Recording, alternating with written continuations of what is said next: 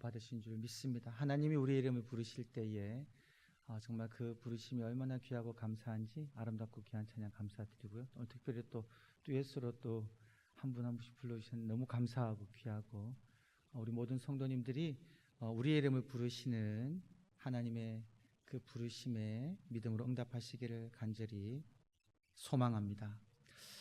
이번 한 주 우리가 함께 외칠 이 한 절 외침이 주보를 보시면 조금 깁니다. 길어요. 평소보다 가장 긴데 좀 줄이려고 하다가 다 한 부분이 아주 중요한 내용이어서 줄이지 않고 이대로 적었습니다. 세 부분으로 나뉘어져 있거든요. 일이 뜻대로 되지 않아도 한 부분, 하나님의 선하신 인도하심 두 번째 부분, 세 번째 부분은 믿고 나아가겠습니다 입니다. 일이 뜻대로 되지 않아도 하나님의 선하신 인도하심을 믿고 나아가겠습니다. 이 한 절 외침을 우리 가슴에 손을 얹고 다 같이 함께 결단하는 마음으로 함께 외치겠습니다. 시작. 일이 뜻대로 되지 않아도 하나님의 선하신 인도하심을 믿고 나아가겠습니다. 아멘. 하나님 말씀입니다.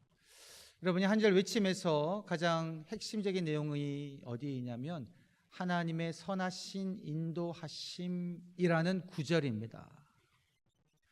이 하나님의 선하신 인도하심은 하나님의 선하신 속성에 근거하고 있죠. 우리가 믿는 하나님은 선하신 분이시다라는 겁니다. 시편 118편 1절 말씀을 보게 되면 여호와께 감사하라. 그는 선하시고 인자하심이 영원하미로다 라고 시편 기자는 찬양합니다. 우리가 믿는 하나님이 어떤 분이시다라는 겁니까? 선하시고 인자하심이 한순간만 그러하신 분이 아니시라 태초부터 지금까지 그리고 앞으로도 영원토록 우리 하나님은 선하시고 사랑이 가득하신 분이시다라는 겁니다.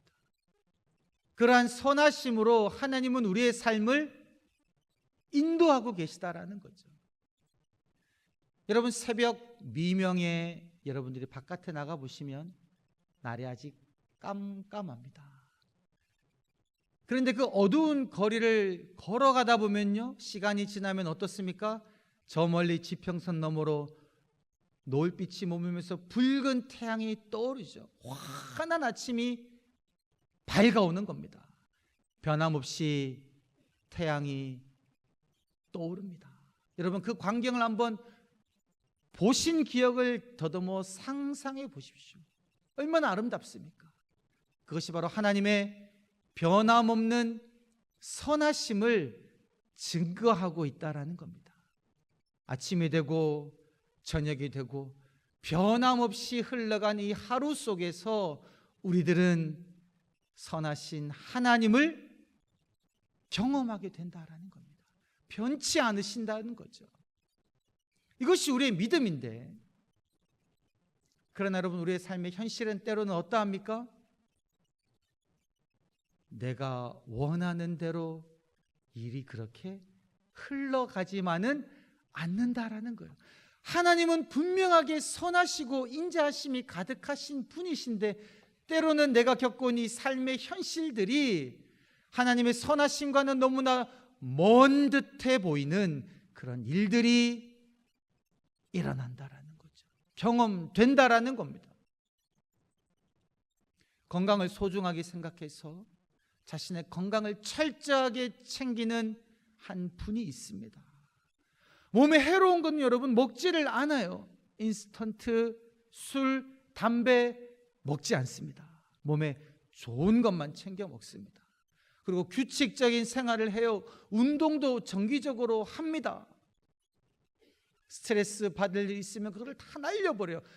여러분 이렇게 자신의 건강을 챙기는 분이 여러분 더 챙길 것이 무엇이 있겠습니까? 그런데 이렇게 자신의 건강을 철저하게 챙긴 사람이라고 할지라도요, 어떤 경우에는 백혈병에 갑자기 걸리기도 한다라는 겁니다. 이분이 백혈병에 걸려가지고 여러분 그 병실에 들어가 보니까 같은 병에 걸린 사람들이 함께 있는데 하나같이 그렇게 말을 한다라는 거예요. 아니, 백혈병은 보통 발병 원인이 방사선에 노출되면 일어날 수 있다는데, 나는 그렇게 노출된 적이 없는데, 그리고 건강을 그렇게 잘 챙겼는데 왜 내가 백혈병에 걸렸는지 모르겠다 라고 말하는 사람들이 그 같은 병실에 여럿 있다는 거예요. 건강을 내 뜻대로 내가 지킬 수가 없을 때가 있다라는 겁니다. 취직하기 위하여 열심히 준비합니다. 자신의 취미 생활도 줄이고 친구도 만나지 아니하고 열심히 준비합니다. 매번 최종까지는 올라가는데요, 근데 거기서 매번 낙방하는 겁니다. 취직되지 않는 거예요. 그럴 때 이 사람이 얼마나 그 마음에 절망감이 크냐는 거예요. 내가 이렇게 수고하고 애쓰고 힘써도 취직할 수가 없구나. 그때 그 마음에 절망감이 든다는 겁니다. 낙담하는 거죠. 때로는 하나님을 원망하기도 한다는 겁니다. 여러분, 이러한 일들이 우리가 살아가다 보면 경험하게 된다라는 거죠. 일이 뜻대로 되지 않을 때, 이 뜻은 내 뜻입니다. 내 생각대로, 내 원하는 대로 일이 그렇게 잘 흘러가지 않는 이런 경우에 우리들은 쉽게 절망할 수가 있지만, 그러나 그때 믿음의 사람들은 붙잡아야 되는 귀한 신앙적 고백이 무엇이냐면, 하나님은 선하시다. 하나님은 나의 삶을 선하게 인도하신다 라는 이 믿음을 우리들은 붙잡아야 된다는 거예요. 하나님의 선하심이 나의 삶 속에 일어나지 않는 것 같아 보이는 그 순간에도 하나님은 나의 삶 뒤에서 나의 삶을 선하고 사랑하심으로 이끌고 계시다라는 그 사실을 우리들은 기억하고 그 믿음을 붙잡아야 된다라는 겁니다. 지난주 10월 9일 날 박위라는 청년과 그리고 가수였다가 지금은 배우를 하고 있는 송지은이라는 분이 결혼을 했습니다. 여러분 모르시는 분들은 제게 교인도 아니고 여러분들 알지도 못하는 분의 결혼 이야기를 왜 하느냐라고 궁금해하실 수 있지만, 이분이 여러분 아는 분들은 다 아는 아주 유명한 사람들입니다. 무엇으로 유명하느냐? 이 박위라는 청년은요, 위라클이라는 유튜브 채널을 운영하고 있는데요, 이 청년이 10년 전에 낙상 사고로 전신 마비가 왔습니다. 그런데 그 이후에 이제 재활을 해가지고 지금은 휠체어에 앉아서 생활을 합니다. 그러나 배꼽 아래로는 아무런 감각이 없습니다. 근데 이 청년이 이제 유튜브 채널을 하면서 기적은 우리들의 삶 가운데 일어납니다라는 이런 희망적인 메시지를 사람들에게 전해주고 있는 사람이에요. 근데 이 사람이 예수님을 아주 신실하게 믿는 그러한 청년입니다. 여러분 10년 전에 이 청년이 인턴 생활을 하고 있을 때 인턴이 마치고 난 다음에 정직원으로 이제 임용이 되었습니다. 정직원이 된 거죠. 그래서 너무 기쁜 나머지 친구들과 파티를 벌입니다. 근데 파티를 마치고 돌아가는 길에 이 청년이 낙상 사고를 당해요. 그리고는 경추가 손상되어 가지고 전신 마비가 된 겁니다. 근데 이 청년이 이제 재활을 하면서 지내는데 이제 10년이 지나 가지고 이 송지은이라는 사람을 만나서 결혼을 하게 된 거죠. 근데 그 결혼식장이 이제 결혼식장에서 예식이 유튜브로 이제 있어 가지고 제가 보게 되었는데요. 그 결혼식 내용을 보니까 이 박위라는 청년과 송지은이라는 이 청년이 기도문을 서로 낭독을 하더라고요. 결혼식장에서. 근데 그 기도문의 내용이 너무너무 감동적이었습니다. 이 바귀라는 청년의 기도문인데요, 그 기도할 때 이렇게 기도합니다. 시편 23편을 낭독해요. 여호와는 나의 목자시니 내게 부족함이 없으리로다. 저는 지금 인상을 밝게 하면서 이 시편 23편을 낭독하지만 그 바귀라는 청년은요, 결혼식장에서 시편 23편을 그가 낭독하는데 그냥 울먹이는 거예요. 왜 그렇습니까? 10년 동안 그가 겪어왔던 그 삶의 고난과 어려움들이 주마등처럼 다 지나가는 거죠. 그 순간순간마다 어려웠지만 여호와가 나의 목자이셨습니다 라고 고백하니까 울음을 참을 수가 없는 거예요. 울먹이면서 시편 23편을 낭독합니다. 여호와는 나의 목자시니 내게 부족함이 없으리로다. 그가 나를 푸른 초장으로 인도하시며 쉴 만한 물가에 누이시는도다. 내 영혼을 소생시키시고 자기 이름을 위하여 의의 길로 인도하시는도다.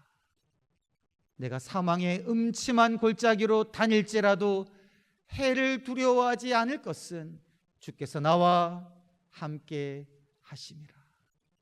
주의 지팡이와 막대기가 나를 안위하시나이다. 주께서 내 원수의 목전에서 내게 상을 베풀어 주시고 기름으로 내 머리에 바르셨으니 내 잔이 넘치나이다. 나의 평생에 선하심과 인자하심이 반드시 나를 따르리니 내가 여호와의 집에 영원히 살리로다. 이 시편 23편을요 휠체어에 앉아서 마이크를 들고 울먹이면서 눈물을 참아가면서 아름다운 신부 옆에서 낭독하고 있는 거예요. 여호와는 나의 목자이십니다. 나의 평생의 선하심과 인자하심이 반드시 나를 따르리니 내가 여호와의 집에 영원히 살겠습니다 라고 고백하고 난 다음에 그가 이렇게 이야기합니다. 10년 전 전신마비 판정을 받았을 때 내가 좌절하지 않을 수 있었던 이유는 하나님의 존재였습니다. 10년 전에 낙상사고로 전신마비 판정을 받아 침대에 누워있는 그 순간에도 내가 낙심하지 않고 절망하지 않았던 그 이유는 바로 하나님께서 계시기 때문에, 하나님이 나와 함께 하시기 때문에 내가 절망하지 않을 수 있었다라는 거예요.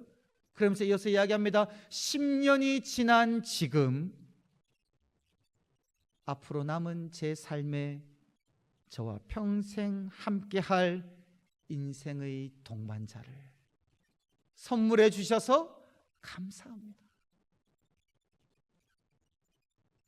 그리고 이 피로연에서요, 이제 친구들이 이 바귀와 관련된 여러 이야기들을 하는데 그 중에 한 이야기가 제 마음에 남았습니다. 이 바귀라는 청년이 힘들다는 이야기를 안 하는 청년이에요. 근데 1년 전쯤에 내가 정말 너무 힘들다라고 친구들에게 이야기했는데 무엇 때문에 그러냐면 계속 앉아만 있으니까 엉덩이에 욕창이 난 겁니다. 그 고통이 너무 심했다라는 거예요.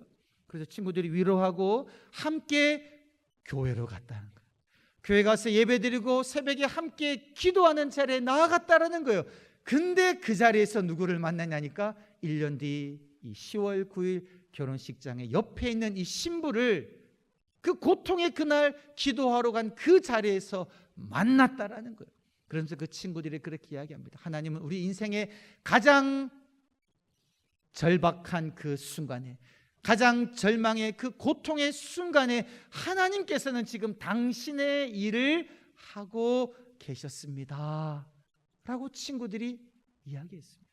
이것이 바로 우리가 일이 뜻대로 되지 않는 그 순간에도 마음을 흔들지 아니하고 절망하지 아니하고 지금도 나의 삶을 인도하시는 선하신 하나님을 바라보고 붙잡고 나아가야 할 그 이유이다라는 겁니다. 하나님께서는 우리의 절망의 순간에도 함께 하신다라는 거죠. 오늘 본문에 보게 되면 바울의 이야기가 나오는데요. 여러분, 바울이 지금 감옥에 갇혀 있지 않습니까? 그런데 바울의 마음에는 소망이 있었습니다. 어떤 소망입니까? 사도행전 23장 11절에 그가 로마 병령에 갇혀 있을 때에 하나님께서는 그의 옆에 오셔서 말씀하셨습니다. 바울아, 마음을 흔들리지 마라. 담대하라. 너가 예루살렘에서 나의 일을 증언한 것처럼 로마에서도 나의 일을 증언하여야 할 것이다. 그 말씀을 듣고요, 바울은 그런 소망을 가졌을 것입니다. 내가 지금은 이 감옥에 있지만 곧 풀려나서 자유인의 신분으로 로마로 가서 하나님의 복음을 전할 그 순간이 오겠다. 하나님이 말씀하셨으니 이것은 반드시 이루어질 것이다 라는 그러한 뜻을 가졌을 거예요. 하나님으로부터 온 뜻이라고 여겼을 것입니다. 자유인의 신분으로 로마로 가서 하나님의 복음을 담대하게 증거하는 꿈을 꾸었을 것이다 라는 거죠.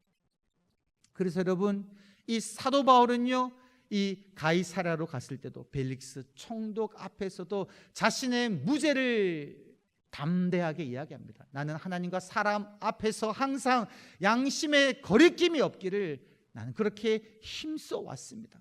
내가 이렇게 지금 갇혀 있는 것은 나의 믿음 때문에 갇혀 있는 것이지 내가 사회 법상 죄를 지은 일이 없습니다 라고 그렇게 변호했죠. 그리고 지금 이 벨릭스라는 총독은요, 내가 믿는 도에 대해서 잘 알고 있고 나를 가끔씩 불러서 이 도에 관한 이야기도 듣는다라는 거죠. 그래서 벨릭스에게 나의 무죄함을 이야기했고, 그리고 그도 그리스도인이 되었으면 하는 간절한 바람으로 그에게 복음을 증거하는 거죠. 그러면서 무엇을 기대했을까요? 풀려나기를 기대했다는 겁니다. 그런데 여러분, 이 벨릭스 마음속에는 어떤 마음이 있었습니까? 말씀을 보니까 벨릭스 마음속에는요, 바울에게 와서 복음의 소식은 듣긴 듣지만 그 마음속에는 바울에게서 돈을 받기를 원했다라는 겁니다.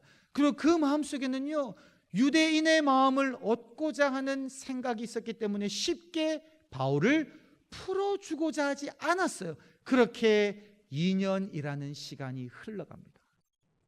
벨릭스 마음속에 그렇게 흑심이 있었다는 것을 바울은 몰랐죠. 그렇게 2년을 기다립니다. 여전히 그는 감옥에 있습니다. 이 벨릭스가 이제 총독을 그만두고 새로 이 베스도라는 총독이 왔습니다. 근데 베스도라는 총독을 보니까 일처리가 정말 빠른 거예요. 어떻게 일처리 합니까? 총독이 되자마자 3일 만에 예루살렘으로 내려가서 예루살렘에 있는 유력한 사람들의 여러 말을 들어봅니다. 민원을 듣는 거죠. 그들의 말을 들을 때 이 바울이 구금되어 있다는 사실을 알게 되고요. 그리고 한 8일에서 10일 정도 예루살렘에 머물러 있다가 가이사랴로 올라와서는 바로 그 다음 날 재판을 다시금 재개하는 거죠. 그때 바울에게는 어떤 기대감이 있었을까요? 이렇게 일 처리를 빨리 철저하게 하니 이번 베스도 총독은 나의 이야기를 듣고 나를 감옥에서 풀어주겠구나 라는 기대감을 가지고 있을 수 있었겠죠. 재판정에 가서 다시 한번 바울은요, 분명하게 이야기합니다. 나는 저들이 고소하는, 저들이 지키는 그 율법이나 성전이나 그리고 황제인 가이사랴에게 잘못한 일이 단 하나도 없습니다. 만약에 내가 죽을 만한, 사형에 처해질 만한 불의를 행하였다면 저는 죽어도 좋습니다. 담대하게 이야기하는 거예요. 풀려나기를 고대한 거죠. 그런데 그때 베스도가 바울에게 이야기합니다.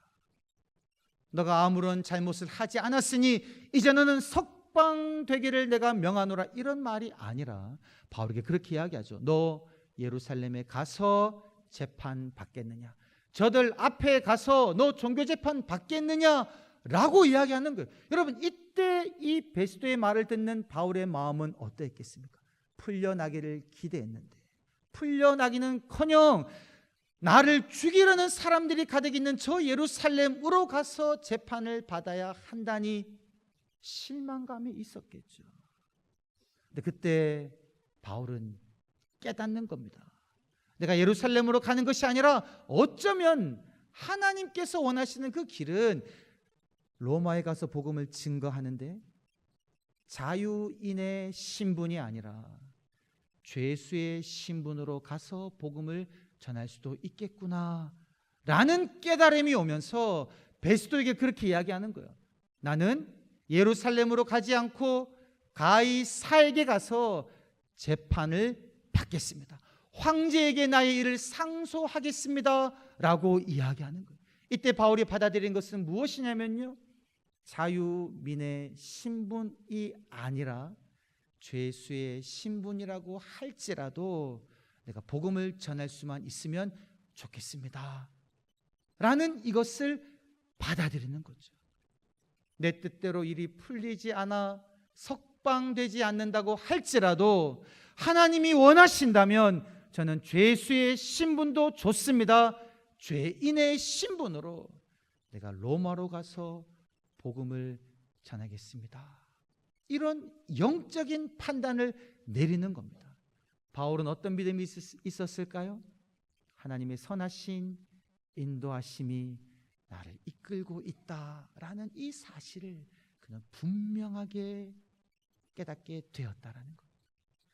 여러분, 어떻게 바울이요 이러한 영적인 판단력을 순식간에 내릴 수 있었을까? 바로 그 순간에 어떻게 이 귀한 영적인 판단과 순종의 결단을 할 수 있었을까요?